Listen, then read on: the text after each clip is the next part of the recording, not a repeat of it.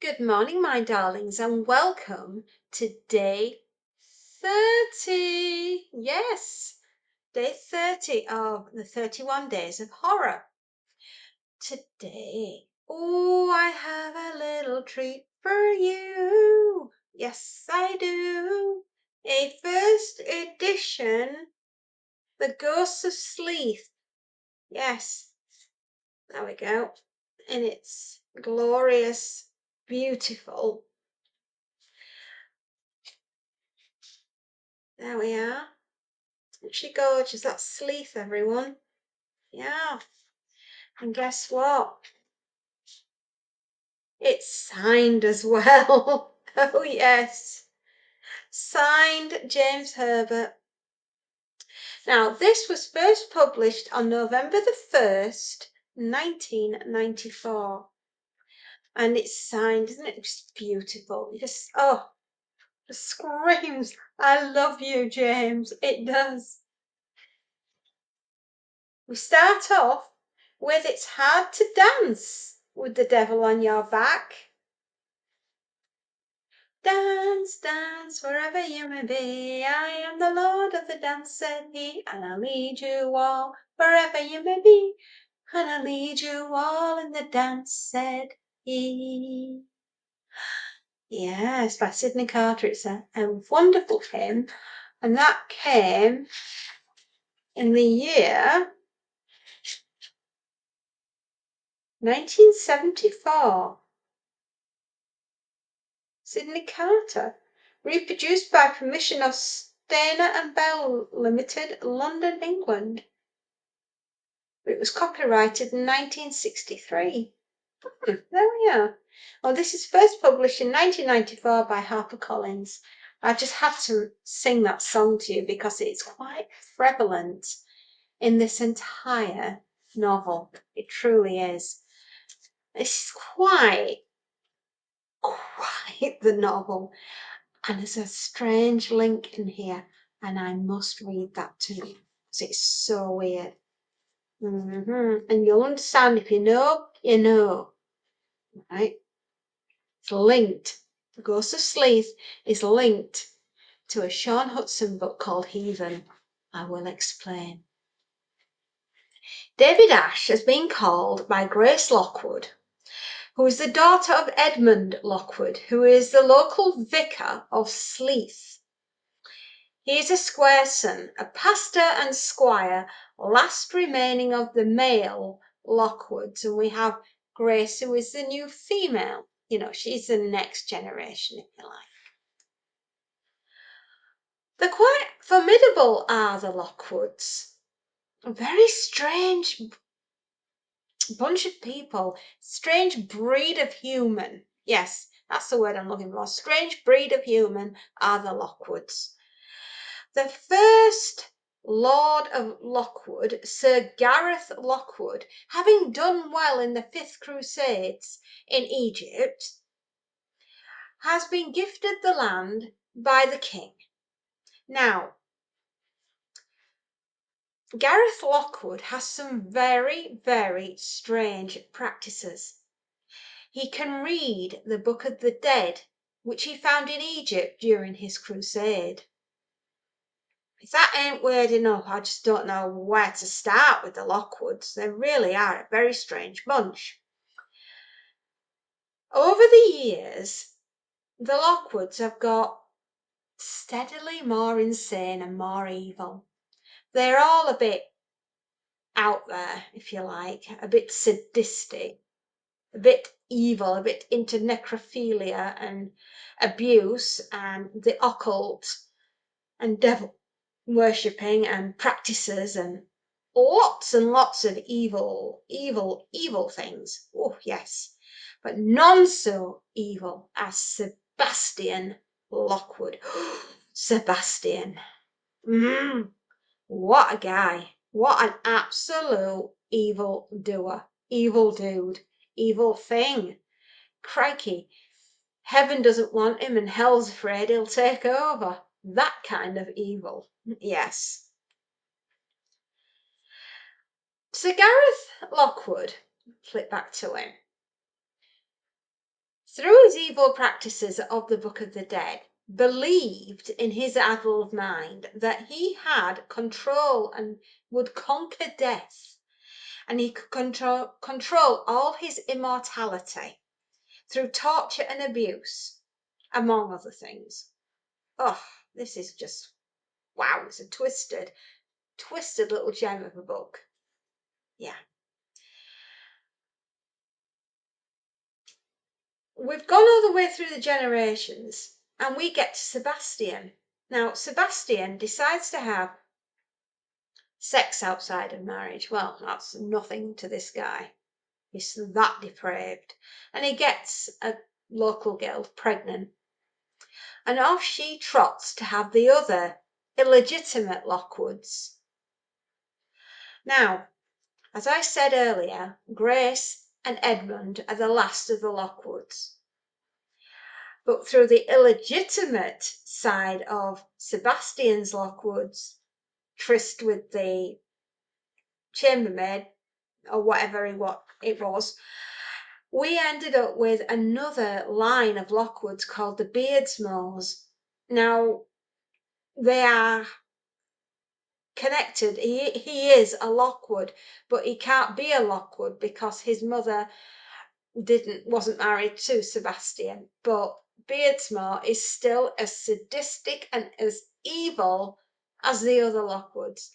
And you would think that a vicar of Sleath, Edmund, would be a lovely, loving guy, a brilliant pillar of the community. But no, he's as twisted and as evil as all the Lockwoods that have ever been before him and what will be coming after him. And what he's done to the villagers, in particular the children of Sleath, is enough to make you sick. It truly is. A man of the cloth, a man of God, and he does that. There is no redemption, I think, for this man's soul. I don't think he's capable of understanding what the word means.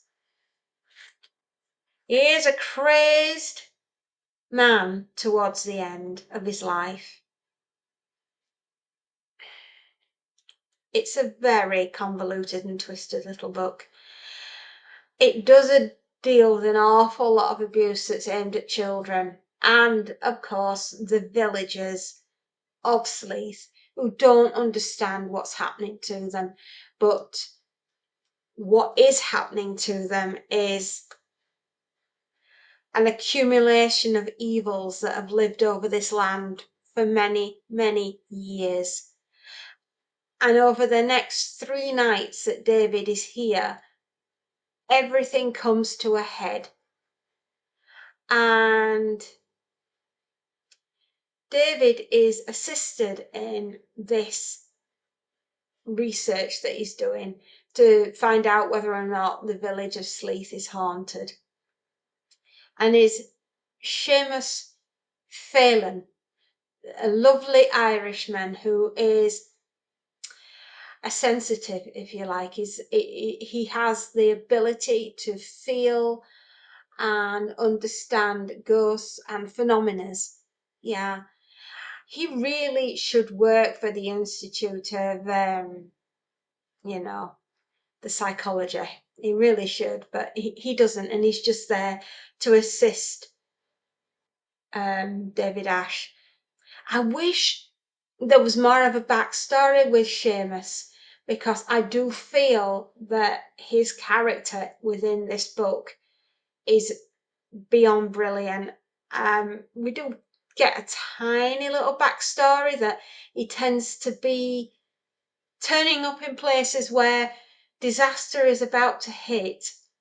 Before it hits, he's that much of a sensitive. And poor Seamus finds out about Sir Gareth Lockwood and all the evil doings of the Lockwoods. You'd think it was David Ash that found it all out, but it wasn't. It was this Seamus, and I just feel as though, Seamus, mate, you were overlooked so much in this book. I wish it'd been discussed a little bit more. But I need to tell you a little bit about Sebastian Lockwood and Sir Francis Dashwood.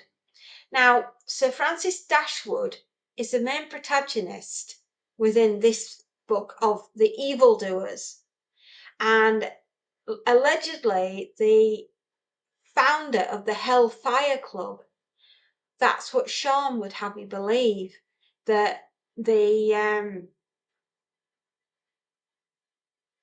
that he was the founding father of the Hellfire Club, but Sir Francis Dashwood wasn't, although the Lockwoods were quite happy for everyone to believe that Sir Francis Dashwood was the true founder, but he wasn't. He was the acolyte of Sebastian Lockwood, who originally set up the Hellfire Club and taught Francis all about the occult, not the other way around.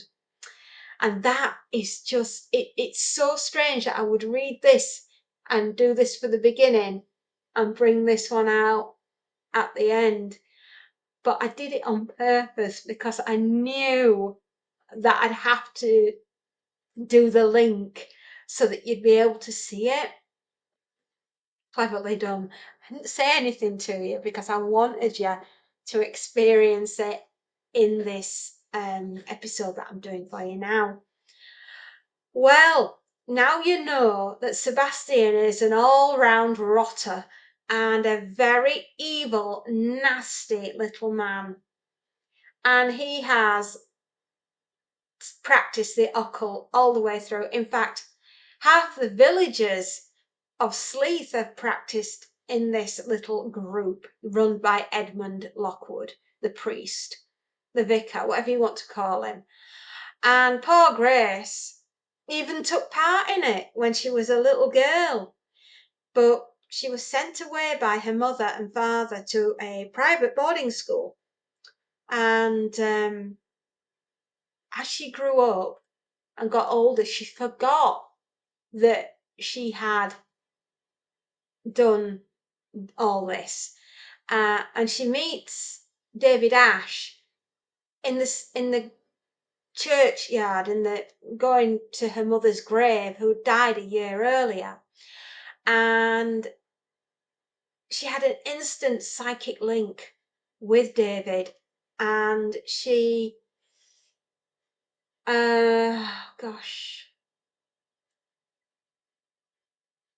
David and Grace have the most intense love affair. And it's as David is making love to Grace that he manages to mind link with her as she mind links with him. And Grace finds out about the scary sister of David Ash called Juliet and how malevolent she is. And David finds out that Grace was used in the occult practices at the Lockwood Hall in the cellar downstairs, where the occultist sect, if you like, of Sleath live and worship the devil and everything that the devil stands for. And their high priest is no less than Edmund Lockwood, the local vicar. Oh, honestly, if you ever felt like you had a burning need to go and live in the countryside with the country set and the country folk, perhaps in the Chilterns, perhaps this might stop you from making that move. And maybe the living in the city isn't so bad after all. We're all a very strange bunch, us that live out in the countryside, are we not? But yes, so that's basically what this book is about. It's not everything is as it seems. Even the local village doctor is in on it. Yeah, there's some very, very strange people, and there's some poor, innocent victims that are haunted by their past, by ghosts from their past. There's a lovely, lovely little girl in here who is terrorised by a paedophile that has died, but his spirit comes back to get her. And the poor girl she's terrified. She's 18 years old now, and she was trying to put that all behind her. But it's very difficult to do that when the ghosts are very real and very solid and very after you. And he's abusing her now.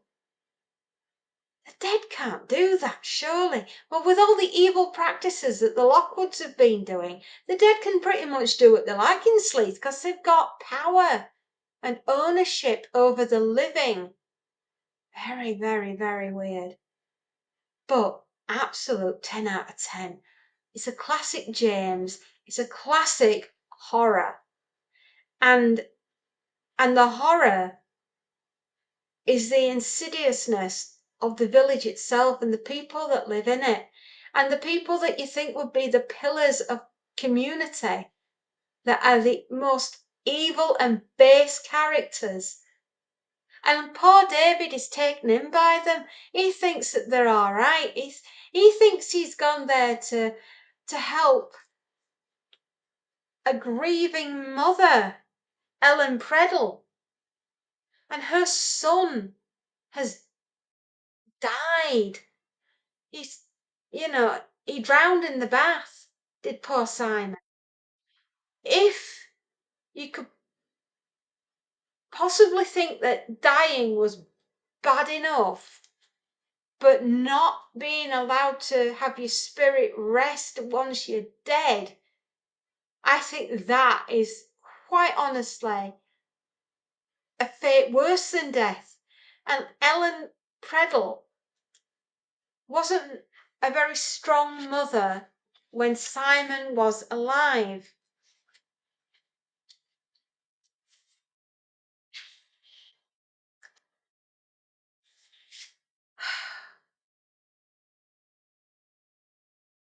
I'll read you a little bit.